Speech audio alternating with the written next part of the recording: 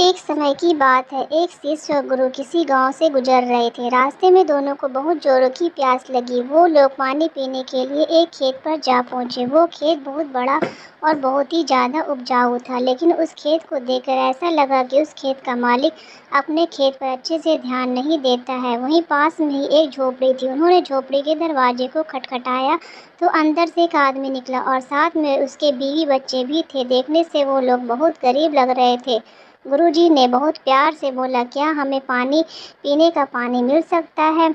किसान ने उन दोनों को पानी पिलाया। पानी पीने के बाद गुरुजी ने बोला, क्या आप इसमें फसल नहीं उगाते हैं? तो किसान ने बोला, नहीं, हम लोग इसमें कुछ नहीं उगाते। तो गुरुजी ने पूछा, तो आपका गुजारा कैसे होता है?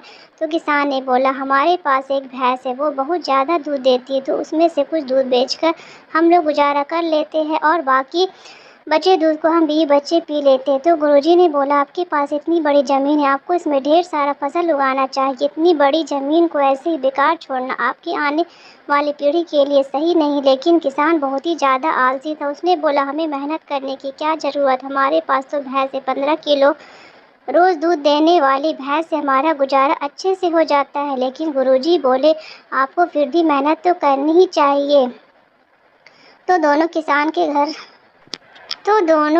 के घर रुक जाते। आधी रात को गुरुजी अपने शिष्य को जगाते और बोलते, चलो हमें इसी समय यहाँ से आगे के लिए निकलना है, और साथ ही इस परिवार के भैंस को साथ में ले जाकर किसी जंगल में छोड़ देते। गुरुजी की बात सुनकर शिष्य चौंक गया, क्योंकि जिस गुरु ने उसे सही रास्ते पर चलना सिखाया था, आज वो गुरु इसी के साथ बुरा करने के लिए बोल रहे थे। लेकिन शिष्य को तो अपने गुरु की बात मानना ही था। तो आधी रात को दोनों चुपके से किसान के भैंस को लेकर चले जाते हैं और उस भैंस को काफ़ी दूर जंगल में ऐसी जगह छोड़ देते हैं जहाँ से भैंस का वापस आना बहुत ही मुश्किल था। इस घटना के बाद शिष्य बेचैन रहने लगा। 6 साल बाद जब मदद की जाए, जो गलती उसके गुरुजी ने किसान के भैंस को भगाकर किया था, वो शिष्य किसान की मदद के लिए निकल पड़ा।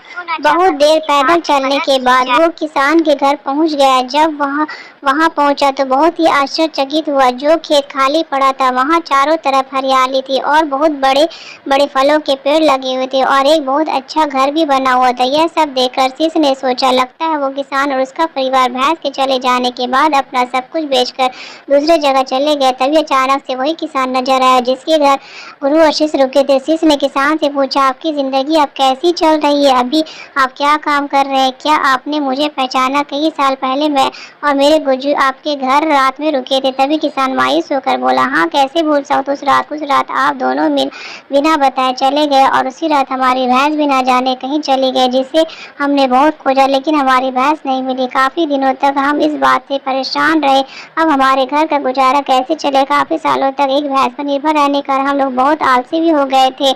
उन्होंने भी यही कहा था कि एक भैंस पर निर्भर होकर रहना आपके आने वाले समय में भारी पड़ेगा, लेकिन उस समय ने उनकी बातों को हल्के में ले लिया। अब मैं जंगल से लकड़ियाँ काटकर बेचना शुरू किया और धीरे धीरे पैसे बचाकर उन पैसों को अपने खेतों में लगाने लगा। फिर धीरे धीरे करके मैंने फलों के पेड़ भी लगाने शुरू किए और फिर धीरे धीरे लकड़ियाँ काटकर बेचना शुरू किया और धीरे धीरे पैसे जब बचाकर उन पैसों को अपने खेतों में लगाने लगा।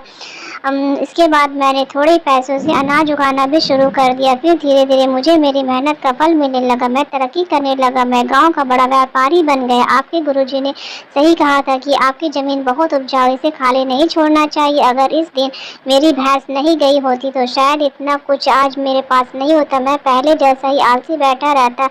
यह सब सुनकर शिष्य बोला, यह सब तो आप पहले भी कर सकते थे।